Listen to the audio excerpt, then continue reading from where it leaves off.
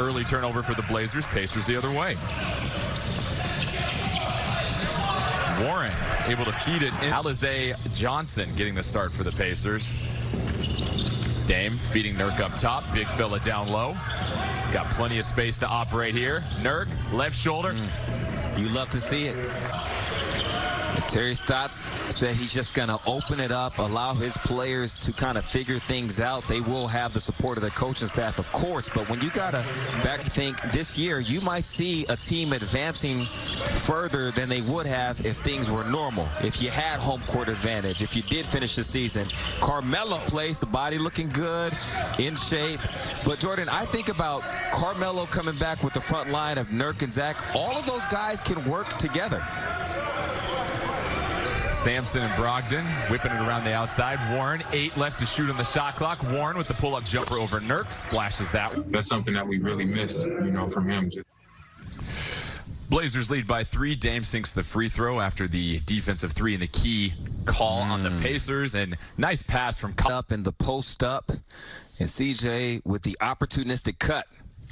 Early contributions from Nurkic and Collins in their first game back. Warren knocks down the long. Blazers will open up against the Grizzlies, who they trail by 3.5 games for that 8 spot. Three-pointers no good. Blazers once again hustling back. Dame feeds it up top. Yusuf Nurkic with great position. Every possession. All day. This game is not about win-loss.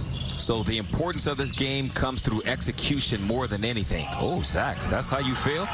Zach. She-Hoop series, as you hear Melo loud and clear with a good pass and a finish from Zach. But we have to tell the young ladies that that's canceled or at least postponed.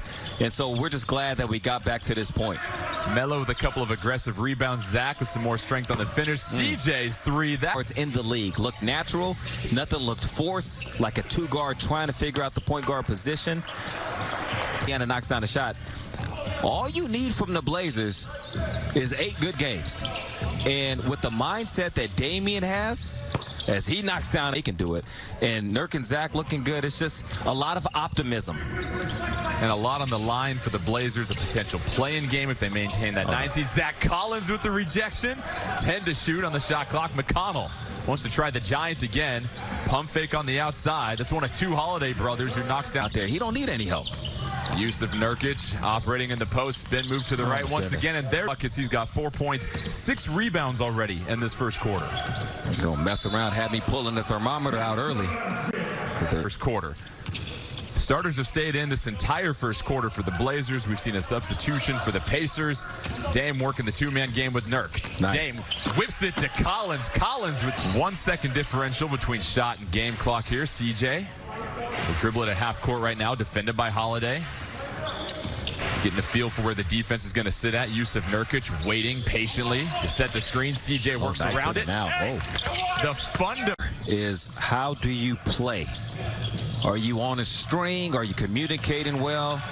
Grabs the rebound.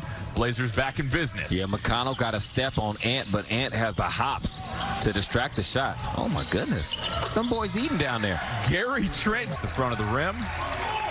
Pacers regroup. McConnell whips it over to McDermott. McDermott.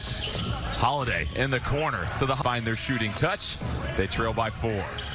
It's going to be part of that figuring it out process and defensive transition, communicating things early. And Jordan, this is where you look at the elements of the environment as Mario. Our games came in the state of Florida at Orlando. Mario was huge on the road for the Blazers. And he, like Zach, like Nurk, is looking to pick up where he left off. Rio knocks down the free throw for the 3-point play. McDermott launches a 3. And that's off to the side. TJ McConnell has been one of the better guards in his time in the NBA with his assist to turnover ratio. Some of that comes from just not attacking a whole lot. He's out there to orchestrate, make the swing pass like that. There goes the other way.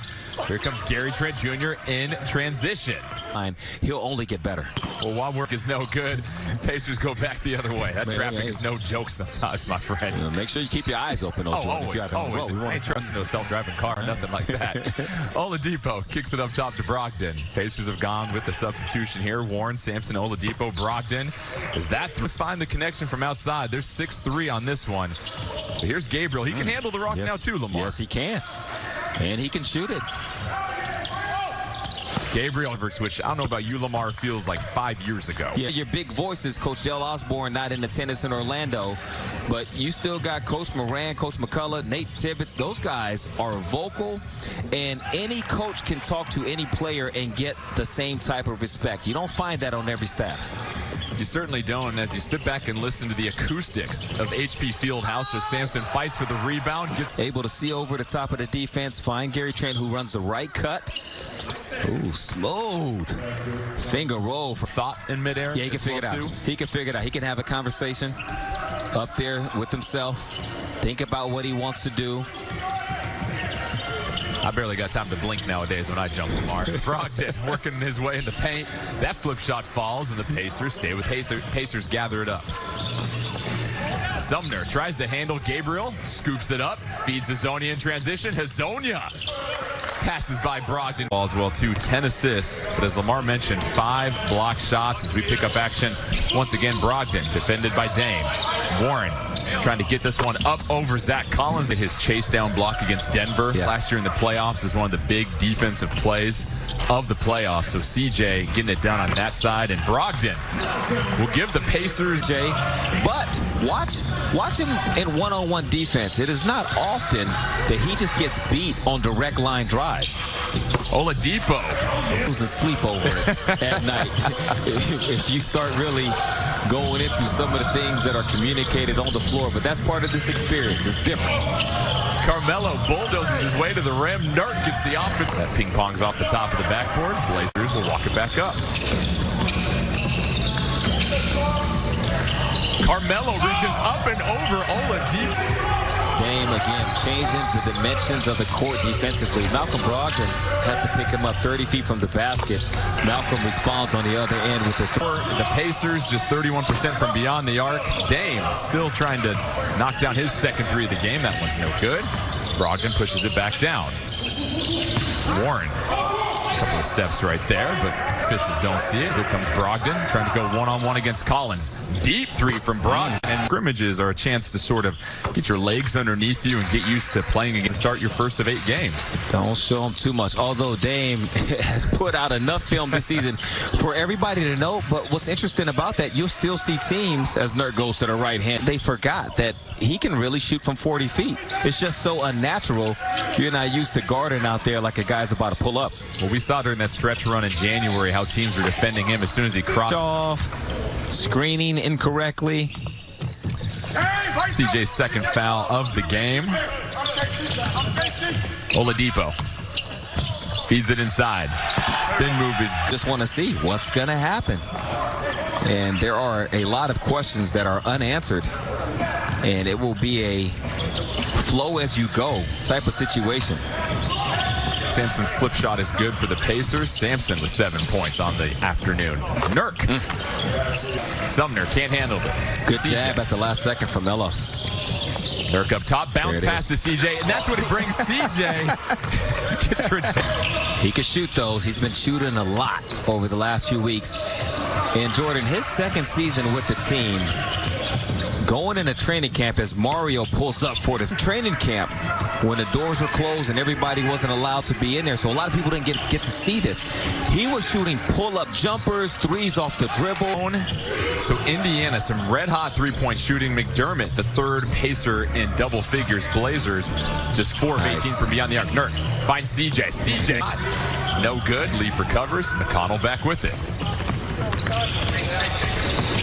McConnell out to Holiday. Holiday swings it over to Leaf. Hands off to McDermott.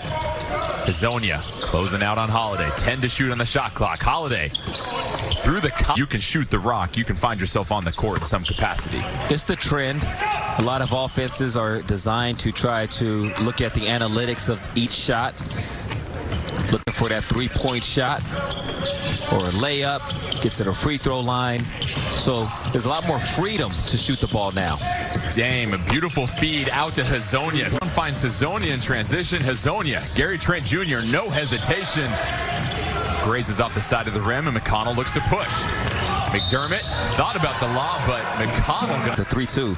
So he goes up to set the screen to see how are you going to react. Pacers bottom line.